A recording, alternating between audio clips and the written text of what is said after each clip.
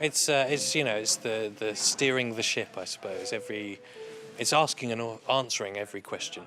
So it's like, does this need to be green or red? It needs to be green, and just having an answer for everything. That's the first thing you do, and then working with the cast to get the performance you want that tells the story. They can be in there, and we can do a little bit looking this way, but actually a lot of that scene's behind them, because it's their sort of interpretation of what they're watching. Yeah. And it should be a little bit like, we're not entirely sure what we're seeing. What kind of lights do you want? The normal white? Normal white, yeah. with a bit of flicker. A bit of flicker. Bit of flicker back here, perhaps. Beautiful. Working with actors is probably the most challenging but most rewarding part of the job, I think, because working with a camera or a piece of technology is one thing, because you know its limitations, you know what it does, and it's a piece of machinery. It kind of is on and it's off, and it does certain things. Working with actors is working with human beings and trying to... Basically, you're trying to communicate this very clear thing that's in your head in the best possible way, that it becomes something that's in their head that they can deliver quite naturally and truthfully. And that's completely different with every single actor. They all bring their own personality to a role. They all have their own preconceived notion of what that character's like. And if that doesn't fit with what your notion is, then you've got to kind of bridge that gap and find a way to do that. Because for me it's obvious, so I don't have to repeat it. People understand what's going on. Yeah, I'm with you. That's fine. Yeah. That's fine. Right with them. Yeah. Cool. Go It's straight in there. redundant.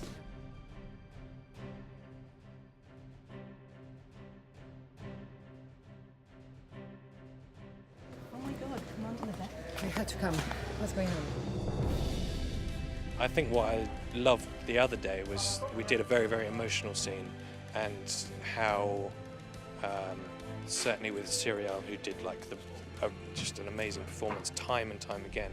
I think I was quite floored by how generous she was as an actor to sort of do that. Whether she was on her close-up or not, she gave like the most heartbreaking performance every single time. And to give that to us, but also to give it to the other actors and go to probably a quite dark place within herself, it's quite like, I don't know, it throws you a bit. You're like, I don't feel like I deserve that. You've done all of that for us over and over again, and that's magic. Action. So, here it's been easy because my partner have been very generous actors, so easy in a sense. It's just when you're surrounded by very generous actor, you just have to follow them, to connect with them. And so when you know the journey of your character, you just follow the journey of your character. You put yourself in the shoes of your character, and so definitely you can have the same sensation and emotion that they're having, and then you connect to your partner, the other actor, and you just follow the flow. The RSA, they're just setting now, hands in. What the hell's going on, Glenn? I told you this needs to end. What about the artist? It was my first time working with Al. Al is one of the most laid-back, easygoing, specific directors I've ever worked with, which is really great because, you know, it makes you feel so relaxed as an actor. Sometimes you work with directors and, you know, yes, they're in charge of the reins, but they want to be in charge of everything, to the point where you almost feel like sometimes you're acting in a straitjacket. With Al is very relaxed. He's like, look, if the lines aren't working and you need to adapt the lines. It's absolutely fine. My job is to guide this mission and ensure a successful outcome.